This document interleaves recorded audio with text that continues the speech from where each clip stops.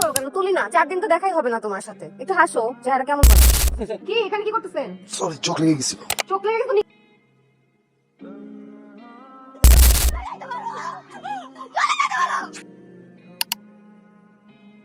জিনিস আজকে তোকে একজনকে ভালো লাগবে, কালকে তুই তাকে বিয়ে করবে, পরশু তুই ছেড়ে দিবি। কেন এত ফাজলামি কেন? হচ্ছে একটা সামাজিক বন্ধন, একটা পবিত্র বন্ধন। আত্মীয় স্বজন যদি জেনে যায় ঘটনাটা, সবাই ছিচি করবে না, আমাদেরকে হাসাহাসি করবে না, একটু সেন্সকে তো আমাদের কাজ করতেছে না। আমার কিচ্ছু যায় আসে না। তোর কিছু যায় আসে না, কিন্তু আমাদের যায় আসে। দিছিস আপু, তুই কি পাগল হয়ে গেছিস? বুঝে শুনে সিদ্ধান্ত নিছি। তুই বুঝলে তো হবে না, তোর বোঝাটা যদি ঠিক থাকতো তাহলে ঠিক ছিল। আমরা যেটা ভালো বুঝি সেটাই তোকে করতে হবে। আমার মেয়েকে সবাই হাসাহাসি খুশি তো হতে দিব না। এইভাবে আমাকে ফোর্স করে কোনো লাভ নাই। আমি এই সংসার করবো না, আমি ওখানে ফেরত যাবো না। আমিও বেঁচে থাকতে তোমাকে এই কাজটা করতে দিব না, ঠিক আছে? ভালোই ভালো বলছি, আদর করে বলছি, শুদ্ধে যাও, জামার সাথে শ্বশুর বাড়ি চলে যাও। আমি বললাম না আমি এখন আর যাবো না। হ্যাঁ, কতবার বলবো? আমি ফিরবো না ওখানে, আমি এই সংসার করবো না। মা মা মা মা মা মা একটু বোঝার চেষ্টা করো। মা একটু বোঝার চেষ্টা করো। আমার মানুষের মন থাকবে না কিন্তু মা। লোকজন আমার সিসি করবে মা। আমি মুখ দেখাতে পারবো না। লোকজন কি বলবে? বলবে মেয়ের চরিত্রের সমস্যা আছে, বাপের বাড়ি থাকে। প্লিজ মা। বাবা, আমি তো বলছি আমি এই সংসার করবো না। আমাকে এইসব ইমোশনাল ব্ল্যাকমেল করে কোনো লাভ নাই। বলছি তো আমি ওখানে আর ফেরত যাবো না। এটা কোন মেয়ে? এটা আমার মেয়ে না। হ্যাঁ, আমি তো আমার মেয়েকে এইভাবে বড় করি নাই। আমি তাকে চিনি না। তোমাদের বুঝাইতে পারছি না। বলছি না আমি এখানে সংসার করতে পারবো না। আমি যাবো না, এই সংসার আমি করতে পারবো না। কি ব্যাপার ভাইয়া, এখানে একা একা দাঁড়ায় আছেন? একটু কথা বলা যাবে?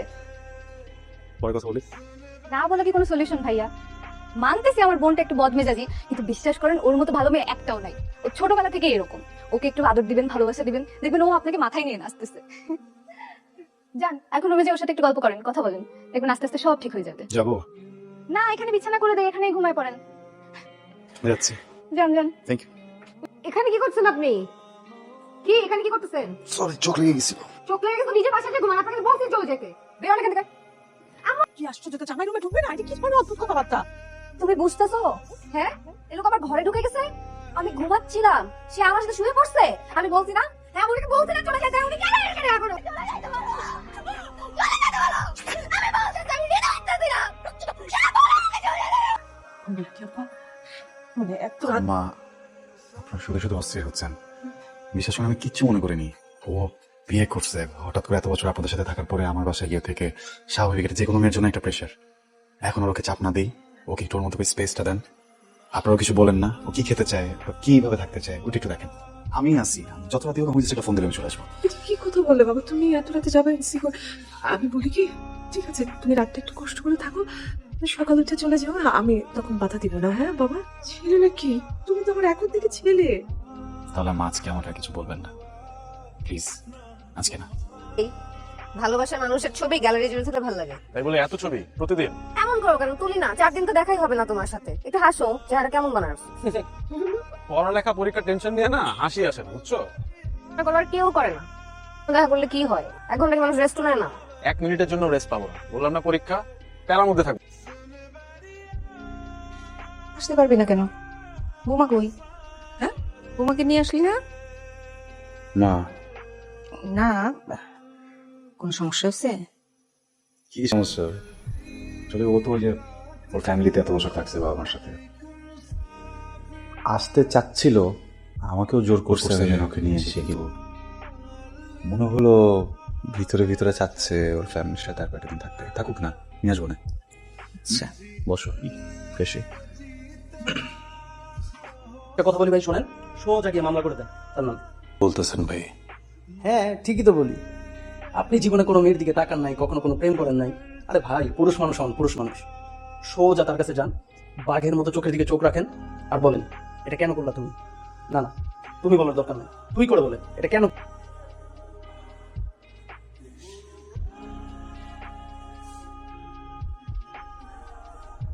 কারণ আপনার ওর মেন্টাল কন্ডিশন বুঝতেছেন না। ও এখানে থাকলে লিটারালি পাগল হয়ে যাবে। আমি ওকে নিয়ে যাবো আমার সাথে। নেহা, যাও রেডি হও, চলো আমার সাথে।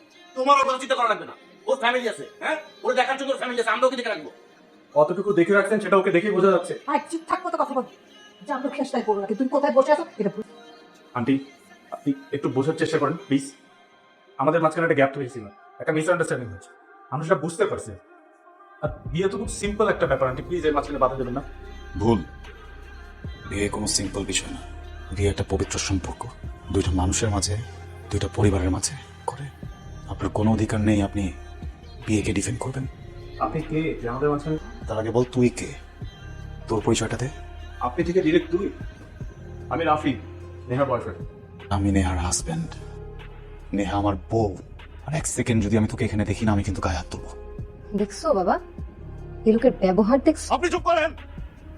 তাই কেন চুপ করবো? হ্যাঁ, আপনি আমার বাসায় এসে আমার গেস্টের সাথে খারাপ ব্যবহার করবেন, যা খুশি তাই বলবেন, আর আমি কিচ্ছু বলবো না? আর আপনাকে কত কিছু বললাম সেদিন, আপনার লজ্জা নাই? আপনি আবার আমার বাসায় আসছেন, এখন এখান থেকে চলে যান। কেন আসছেন? আমার শান্তি নষ্ট করতে আসছেন আপনি? হ্যাঁ, এই শিক্ষা দিয়েছেন আঙ্কেল আপনি ওকে? সাথে কিভাবে কথা বলতে হয় এই শিক্ষাটুকু নেই। সেই সব জান। নেহা প্লিজ চুপ। বাবা দেখছো আমার সাথে কিভাবে চোখ রাঙায় কথা বলতেছে? হয়ে গেছে।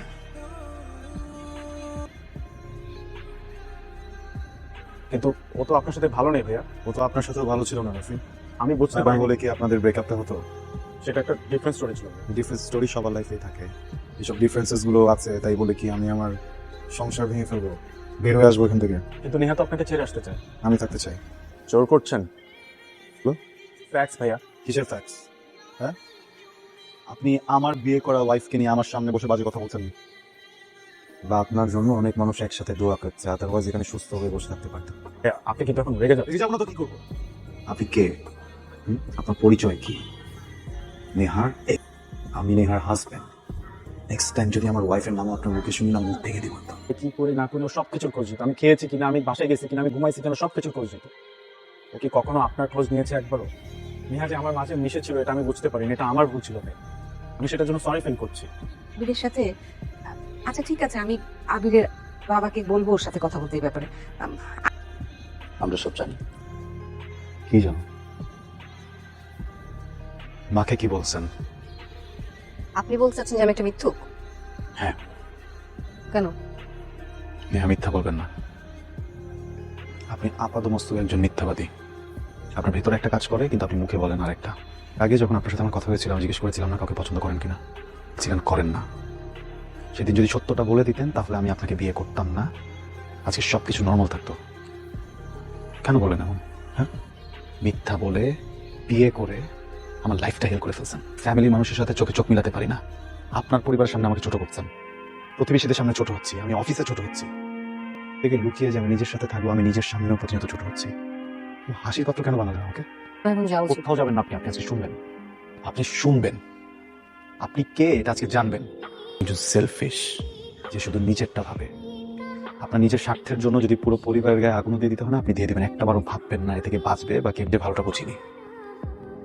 আপনাকে নিতে পারছি না। কি ভেবেছেন আপনি? আপনার সাথে আমি মরে যাবো? হ্যাঁ, আপনার মতো একটা জঘন্য মানুষের সাথে, একটা নোংরা মানুষের সাথে আমিও সম্পর্ক রাখতে চাই না। এই একটা কথা বলে যেতে চাই, তো সংসার গোছাবেন। আপনার জীবনে যে মানুষটা আসবে তার সাথে একই কাজটা করেন না, যেটা আমরা ছেলে মানুষ। অনেক ঝামেলা থাকি, আমাদের অনেক কষ্ট হয়, কিন্তু বলতে পারি না। এটা ইডিয়েট। তোমার থেকে নিজের জন্য যত সিদ্ধান্ত নিয়েছি সবই ভুল ছিল। আমি জানি, জানি আমি যে মানুষটাকে ভালোবেসেছি, আমি এটাও বলবো না সে একটা খারাপ মানুষ, কিন্তু সে আমি এটা বুঝি। কিন্তু কি করব বলেন, আমি তো ভালোবেসেছি। বিয়ে করে নতুন মানুষ, নতুন এনভায়রনমেন্টে যেতে পারবো, আমি ওটাও করেছি, কিন্তু পারিনি। তো বললাম না আমি একটা ইডিয়েট। আমার নিজের জীবনের ব্রেকটা আমার হাতেই নেই। বাসায় শুধু ভালোবাসাটাকে প্রকাশ্যে রাখতে হয়, ঝগড়া এগুলোকে উজ্জ্বল রাখাটাই ভালো। এখানে আসলেন কেন? কোনো উপায় ছিল না। কেন? আমি বিয়েটাতে রাজি না হলেও পারতাম। প্রেম করিনি, কখনো ভালোবাসি এমন না যে কখনো ভালোবাসতে ইচ্ছে করিনি, জাস্ট নিজের অনুভূতিগুলোকে পাত্তা দিতে ইচ্ছে করিনি কখনো। আমার খুব নাম্বার ছিল, বেশ কিছু প্রস্তাবও পেয়েছি, সাহস হয়নি। জানেন তো, একজন পুরুষ যখন একজন নারীর প্রেমে পড়ে তখন জীবনের কন্ট্রোলটা সে নারীর হাতে সরে দেয়। হ্যাঁ, আপনার মতো একটা জঘন্য মানুষের সাথে, একটা নোংরা মানুষের সাথে আমিও সম্পর্ক রাখতে চাই।